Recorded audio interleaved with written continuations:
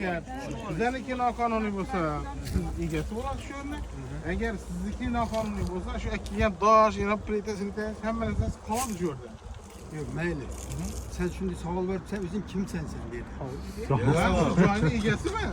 Egesi emassan. Hiç kerak. Ha qara, qonuniy hal bo'ladigan bo'lsa, men no desa turaman. Narsalar olib ketadi. Mayli shu yerda hal bo'lsin. Hal bo'lsin. Shu yerda hal bo'lsin. Bu bir dosh qo'ysa, to'g'rimi? Sen benden gelip pulun sorasan koy. Masalan, bu narsa yo'qoldi, yana bu narsa yo'qoldi deysizlar-ku. O'g'irladi deb. Shu narsalar O'g'irlik deb. shu yerda qoladi. Bo'ldi shunda, qazo bo'ldi. Dostum muhbere, sen ne için münçelimde durursun? Da bir Ya aytdim bak 15.000 dolar soradı benden de. Zamanlarınız var mı? Yok ben ahır satıp aldım ko. Ben Lan yaxshi deb turmuş satib olgan bo'lsangiz endi. Yaxshi, endi shu narsa tegani yo'q. Ava. Yana qaytadan boshladingiz. Davlat Bo'ldi git. Git bo'ldi kiringlar bilan hech kim emas. Dedi inanib Bizda hech kim emas. Siz nasalasi. Ular turganlar boshqa emas, просто biz tomoshabin. Men ham hech kim emas.